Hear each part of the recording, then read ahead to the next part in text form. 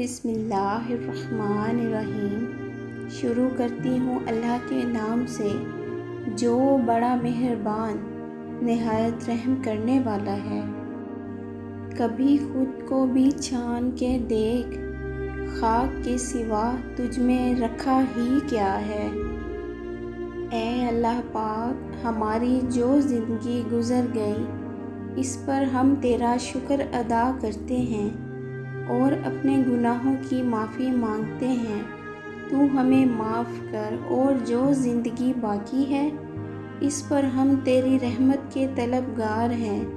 اے اللہ پاک، تو ہم پر اپنی رحمت کے دروازے کھول دے، آمین۔ دل میں کھوٹ ہو تو دعا، عطا اور محبت تینوں راستہ بدل لیتی ہیں، اور جب بندہ مخلص ہو تو عزت میرا رب دیتا ہے۔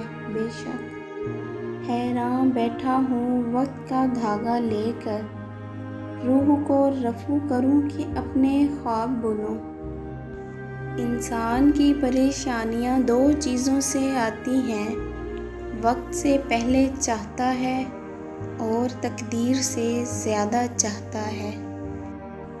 میں نے غلطی کی تو اس نے پردہ ڈالا، میں نے سجدے میں یاد کیا تو جواب ملا، فَبِأَيِّ آلَاءِ رَبِّكُمَا تُكَذِّبَانِ۔ اگر کسی کی مسکراہٹیں آپ کے وجود سے وابستہ ہیں تو یقین کریں آپ کا وجود قابل رشک ہے۔ ہم بھی مر جائیں گے ایک دن، کیا تم نے سنا نہیں، کلُّ نفس ذائقۃ الموت۔ زندگی میں جب موبائل فون اور انٹرنیٹ نہیں آیا تھا تب لوگ زندگی ایسے گزارتے تھے۔ وہ جو مٹی کے گھر تھے سکون سے تر تھے۔ ماں کہتی تھیں کھانا کھلانا اللہ تعالیٰ کو بہت پسند ہے، کھلانے سے کسی کا رزق کم نہیں ہوتا۔ کسی کا غم کتنا ہی بڑا کیوں نہ ہو، آپ اپنی حیثیت کے مطابق اس کو کم کرنے کی کوشش میں اپنا حصہ ضرور ڈالیں۔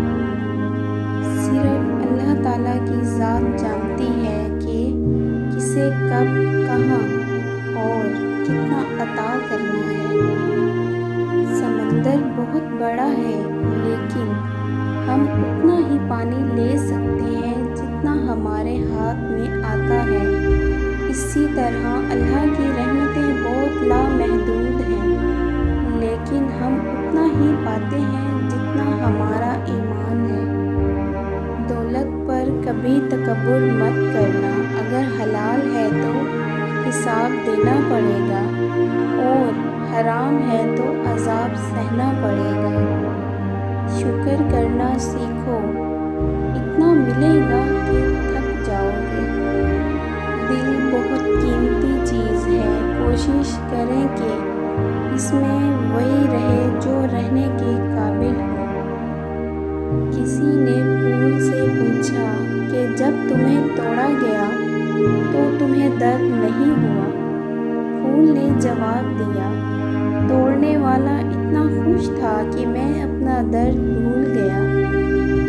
پنچھی اور انسان اگر کسی اور کے دانے کے عادی ہو جائیں تو انہیں آزاد کر دینا چاہیے۔